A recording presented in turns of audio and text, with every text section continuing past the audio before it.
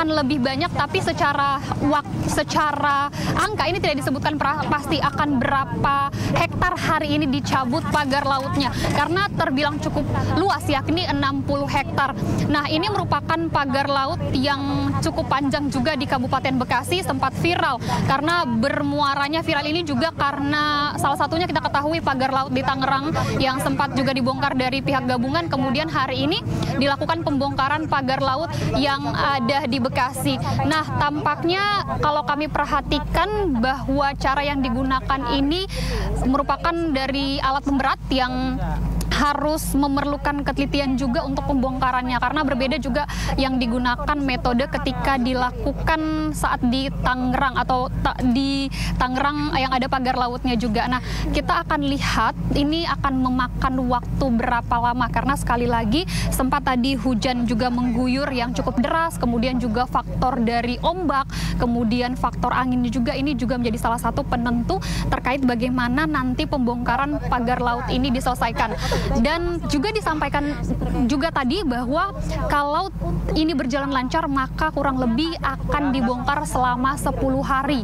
Jadi estimasinya 10 hari, namun secara tentatif bisa lebih atau bisa juga melebihi waktu yang ditargetkan, karena sekali lagi ini merupakan faktor cuaca. Nah, pemirsa, untuk diketahui bahwa sebelumnya ini dari Menteri ATR menyebutkan bahwa setidaknya ada tiga perusahaan yang diduga terlibat. Salah satunya adalah perusahaan dari PT TRPN ini yang sekaligus ikut terlibat melakukan pembongkaran juga, menyaksikan pembongkaran. Kemudian ada 2 lagi PT yang saat ini masih diselidiki.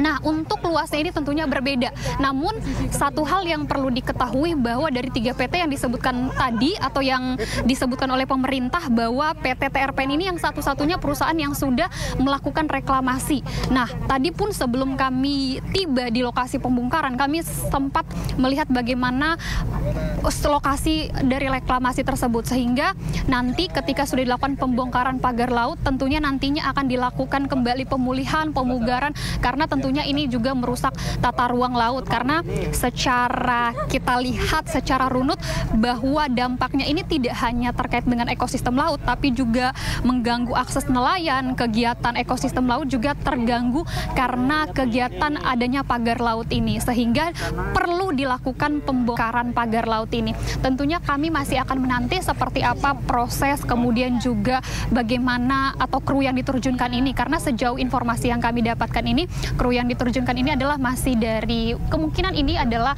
dari pihak nelayan, kemudian juga dari pihak KKP juga turut terlibat, yang secara langsung sekali lagi adalah membongkar pagar laut yang sebelumnya ini adalah pagar laut yang disebut adalah ada SHM dari pihak TRPN. Nah, tapi pemirsa perlu diketahui bahwa terjadi silang pendapat. Kalau sebelumnya Menteri ATR menyebutkan bahwa ini adalah SHGB milik PT TRPN. Nah, sementara dari kuasa hukum dari pihak SHM ini, dari pihak TRPN maksud kami, menyatakan bahwa ini adalah SHM. Artinya ini adalah merupakan sewaan menyewa dari warga. Terjadi persilangan pendapat antara pihak pemerintah dan pihak TRPN. Tentunya ini masih perlu dikonfirmasi lebih lanjut. Nah, untuk reklamasinya ini disebutkan adalah untuk pelabuhan, sehingga dalam hal ini juga tentunya masih perlu didalami lebih lanjut, mengingat kita ketahui tidak hanya pihak TRPN saja yang terlibat dalam hal ini, namun ada 2 perusahaan lainnya yang juga terlibat dalam pendirian ataupun adanya pagar laut ini, yakni 2 perusahaan yang sempat disebutkan, misalnya saja adalah PT Cikarang Listrindo, kemudian juga PT Megang Agung Nusantara. Namun yang sampai saat ini pengerjaannya adalah untuk kawasan PT TRPN ini yang diduga pemerintah tidak punya SHGB, kemudian juga tidak mengantongi izin, sehingga perlu dilakukan penghentian kegiatan ataupun dari pembongkaran pagar laut. Kemudian kalau bisa kami jelaskan bahwa ini merupakan salah satu sanksi kepada PT maupun perusahaan yang melakukan pendirian pagar laut ini. Namun kalau kita perhatikan juga ada sanksi yang diterapkan, diantaranya sanksi denda, kemudian juga sanksi administrasi, kemudian juga kemungkinan berapakah nilai kerugian yang disebabkan oleh ini. Tentunya kalau menukil apa yang disampaikan pernyataan misalnya saja dari pihak pemerintah ini menyebutkan masih perlu menghitung atau mengkalkulasikan berapa kerugian, misalnya dari nilai investasi dan nilai kerugian yang diakibatkan oleh pendirian pagar laut ini. Nah, tadi saya sempat menyebutkan juga bahwa PT TRPN ini juga tidak hanya melakukan pendirian dari pagar laut ini, namun juga melakukan reklamasi. Reklamasi yang dilakukan ini adalah untuk pelabuhan dan pengolahan ikan yang sempat tadi kami saksikan. Nah, sekali lagi pemirsa, saat ini kembali dilakukan proses pembongkaran menggunakan alat berat, dan tentunya ini kita lihat cukup agak sulit kalau kami melihat, kalau kami gambarkan, karena bambu-bambu ini harus ditarik dan kedalamannya ini terlihat bambunya cukup panjang. Bisa kami estimasikan mungkin panjangnya kemungkinan besar ini ada sekitar 6 atau 7 meter karena ini cukup dalam juga. Kemudian juga dari kontur tanahnya yang juga kita lihat ini sangat cukup sangat dalam untuk kedalaman dari pagarnya, kemudian juga kontur tanahnya yang terbilang keras. Jadi akhirnya diperlukan ekskavator ini, dan saat ini kalau kami perhatikan juga ini langsung disaksikan ataupun diawasi langsung dari pihak KKP, karena sekali lagi KKP menekankan bahwa ini untuk melihat betulkah pihak TRPN ini sudah patuh terhadap undang-undang, patuh terhadap hukum, dan betulkah akan dilakukan pembongkaran. Jadi ini sekaligus pengawasan kepada pihak TRPN untuk melihat seperti apa pembongkaran pagar laut ini. Demikian, Bayu. Ya, kita tahu memang kehadiran pagar laut ilegal ini juga simpang siur. Apakah ini akan menjadi pelabuhan ataukah menjadi proyek lain? Dan kita saksikan, Esra, bahwa tadi pembongkaran dilakukan dengan eskavator atau alat berat. Tapi Esra, apakah ini pembongkaran kali ini hanya menggunakan eskavator atau alat berat saja? Ataukah juga ada dengan cara-cara manual? Seperti yang kita tahu juga ada petugas gabungan, bahkan juga nelayan yang juga bahu-membahu turut membongkar pagar ini.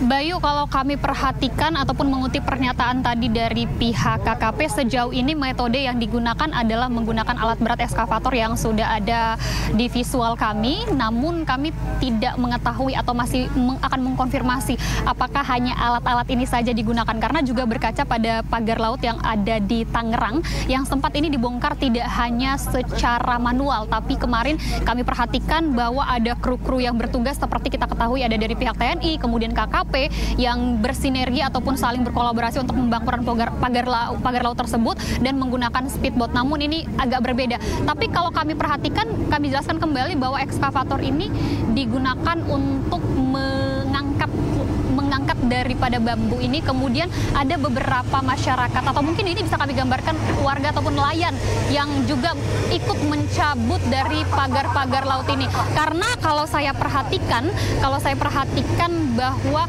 ini agak mengalami kesulitan juga kalau sepenuhnya digunakan kepada ekskavator, karena terbilang dari pandangan mata kami ini untuk bambunya sangat tajam ataupun dalam ke bawah, sehingga dari para nelayan ini juga perlu membantu untuk menarik kembali bambunya ini. Dan sejauh pandangan mata kami ini terbilang panjang sekali bambunya.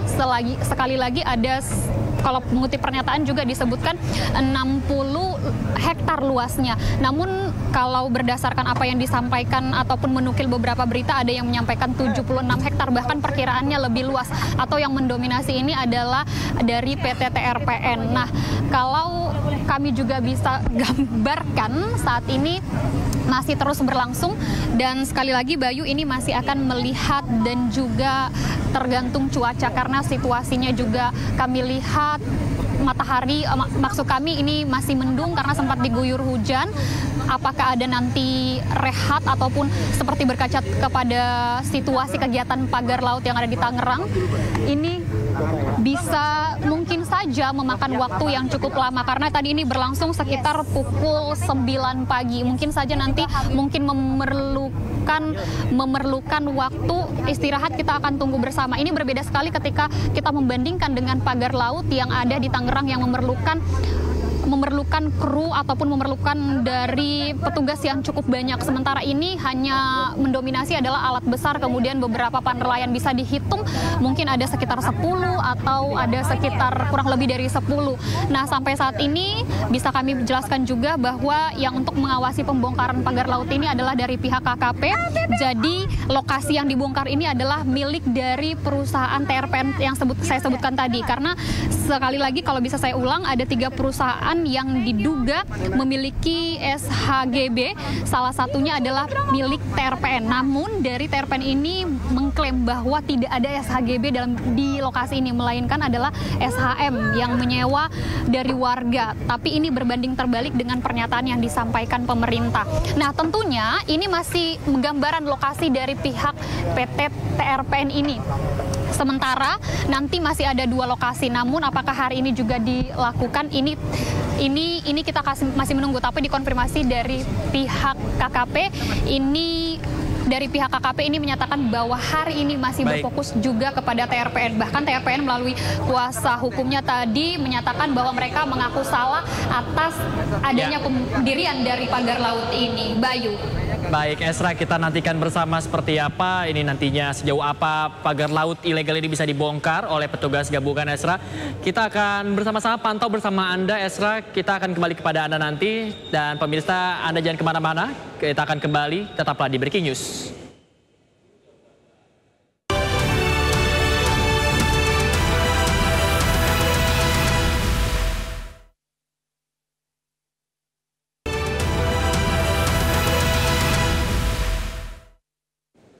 Pemirsa, ada kembali di Breaking News, pemirsa, bersama saya Bayu Pradana. Dan pemirsa, Kementerian Kelautan dan Perikanan KKP membongkar pagar laut di perairan Kampung Palijaya di Desa Sagara Jaya, Taruma Jaya, Kabupaten Bekasi.